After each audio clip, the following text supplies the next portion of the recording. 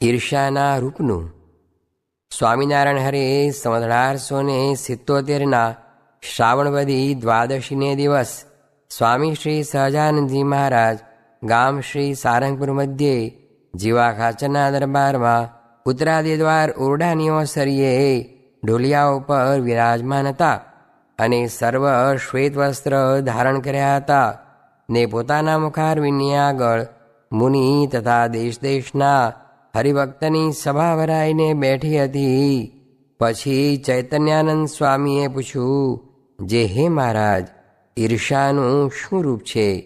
પછી શ્રીજી મહારાજ બોલ્યા, જેના હૃદયમાં માન હોય તે માનમાંથી ઈર્ષા પ્રવર્તે છે, અને ક્રોધ, મત્સર અને અસૂયા તે પણ માનમાંથી પ્રવર્તે છે.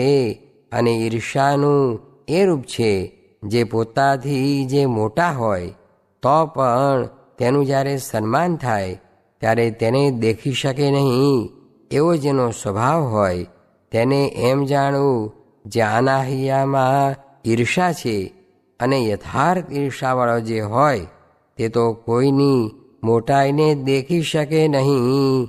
ઇતિ વચનામૃતમ. એ રીતે સારંગપુર પ્રકરણનું 8મું વચનામૃત જે તે થયું. આ લોકમાં ડાયો તો કોઈ પ્રભુ ભજતો નથી, ને જે ગાંડો થાય તે ભજે છે. સ્વામિનારાયણ હરે સ્વામીએ વાત કરી, જે મુમુક્ષુને તો નિરંતર હોંકારા કરનારા જોઈએ, તે હોય તો પ્રભુ ભજાય. નીકળતો જેમ વાડામાંથી વાઘ બકરું ઉપાડી જાય એમ થાય. સ્વામિનારાયણ હરે સ્વામીએ વાત કરી, જે જ્યાં સુધી દાઢી મૂછ ન ઉગી હોય ત્યાં સુધી તેમાં સ્ત્રીનો ભાવ કહેવાય. તે સારું એવા સામું દ્રષ્ટિ માંડીને જોવું નહીં, ને એવા સામું જોયા કરે તો સ્ત્રી સામું પણ જોવાય, માટે એવામાં હેત ન કરવું. સ્વામિનારાયણ હરે સ્વામીએ વાત કરી, જે સાધન મનને જાણે કરે છે ત્યાં સુધી મનનું રાજ ટળતું નથી. માટે ભગવાનને સાધુ કહે તેમ કરવું, 11 નિયમમાં રહેવું, એમાં મૂળ નાશ પામે છે. એટલે ફળ ફૂલ થાય નહીં, ને બળે જીતાતું નથી પણ કળે જીતાય છે. તે ઉપર સારંગપુરનું 7મું વચનામૃત નૈમિષારણ્યનું વંચાવ્યું. સ્વામિનારાયણ હરે સ્વામીએ વાત કરી, જે શુદ્ધ થવાને તપ ને અનુવૃત્તિ 2 સાધન છે. તેમાં અનુવૃત્તિ છે તે અધિક છે, તે કરતાં આત્માને પરમાત્મા 2 જ રાખવા છે. સ્વામિનારાયણ હરે સ્વામીએ વાત કરી, જે સાંખ્યવાળા રામદાસજી તે પોતે સુખિયા રહેતા, ને આગલ્યાને વાતે કરીને સુખિયા રાખતા, ને બીજા તો જેમ લોક માહોમાહી વઢે એમ અહીં માહોમાહી કજિયા કરે છે. તે પોતે લઘુશંકા જેવા પણ ન હોય, ને જેમ કૂતરાને હડકારીને કાઢી મૂકીએ એવા હોય પણ એમ કરે. તે માટે એમ ન કરવું, નકર ભૂંડું થઈ જશે. સ્વામિનારાયણ હરે સ્વામીએ વાત કરી, જે બહાર ભજન કરે બહાર વૃત્તિ ફેલાય. તે જો રજોગુણ તમોગુણ વર્તતા હોય તો કરવું, પણ સત્વમાં તો અંતરમાં જ કરવું.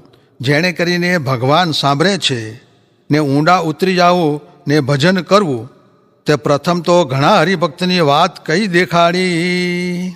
સ્વામિનારાયણ હરે સ્વામીએ વાત કરી, જે સંવત 1921 પોષ સુધી પૂનમે પ્રાતઃકાળમાં નવી ધર્મશાળામાં નિવાસ કર્યો. તે દી વાત કરી, જે જેતલપુરના મહારુદ્રમાં કુસંગીએ ભંગ કરવાનું ધાર્યું હતું. તે મહારાજે આગળથી 1 હાર સાધુની, 1 હાર પાળાની અને 1 હાર હરિભક્તની, 1 હાર કાઠીની એમ કોટની પેઠે કરીને પેસવા ન દીધા. તેમાં કહેવાનું શું છે, જે જેમ કાઠીઓએ કડકડાટી કરીને પેસવા દીધા નહીં, એમ આપણે ભજનની કડકડાટી કરીને બીજું કાંઈએ પેસવા દેવું નહીં, ને ભગવાનનું રટણ કરવું, તે ભેળું આ સાધુનું પણ રટણ કરવું, તે એમને એમ કર્યા કરવું. સ્વામિનારાયણ હરે સ્વામીએ વાત કરી, જે આજ્ઞા લોપાય કે દુઃખ આવે છે, તે તાવ આવે ત્યારે દેહ બળે, ને આજ્ઞા લોપાય ત્યારે તો દેહ ને જીવ બેય બળે. એ તો માવાભાઈએ ખોળી કાઢ્યું. ભગવાનને સાધુ તો આડા તે આડા જ. વંકા આગે વંકડા, તરવંકા આગે ચોવંક, શીળા આગે પાધરા, ને રંક આગે રંક. પછી એમ બોલ્યા, જે આજ્ઞામાં જેટલો ફેર પડે છે એટલી એ વાંકાઈ માટે દુઃખ દેખે. સ્વામિનારાયણ હરે સ્વામીએ વાત કરી જે સંવત 1923ના અષાઢ સુધીમાં વાત કરી જે નિષ્કામી વર્તમાનમાં ઘસારો લાગે તે વાત મહારાજને ન ગમે. કાંજે એ જ દ્રઢ કરાવવા સારું પોતાનો અવતાર છે. તે પોતે પરણ્યા નહીં ને ત્યાગીના ધર્મ પાળ્યા માટે મોટેરા જે રીતે ચાલે તે વાંસે બધા માણસ ચાલે. તે કહ્યું છે જે યદ યદ આચરતી શ્રેષ્ઠસ તત્તદ એવેતરો જનઃ.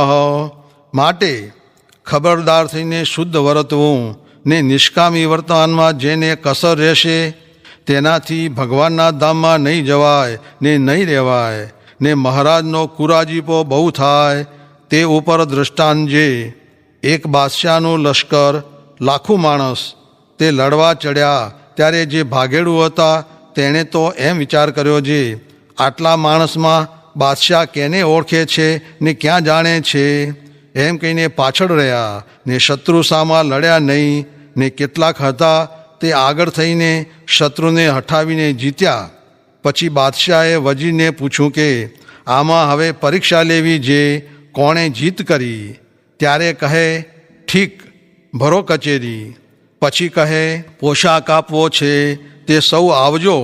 એમ કહીને તેડાવ્યા ને કહે જે એનું તો એમ પારખું થશે જે આ લડ્યો છે ને આ નથી લડ્યો. તે જે લડ્યો હશે એ પાદરો આગળ થઈને કચેરીમાં સન્મુખ થશે ને ઓલો પાદરો બાદશાહ સામું જ નહીં જોઈ શકે ને નીચું ઘાલશે. તેમ જો આપણે 5 ઇન્દ્રિયો રૂપ શત્રુ સામા થઈને નહીં લડીએ તો ભગવાન સામું નહીં જોવાય ને ત્યાં જાશું તે પછી નીચું જોવું પડશે. માટે એ ભલા થઈને કરશો માં.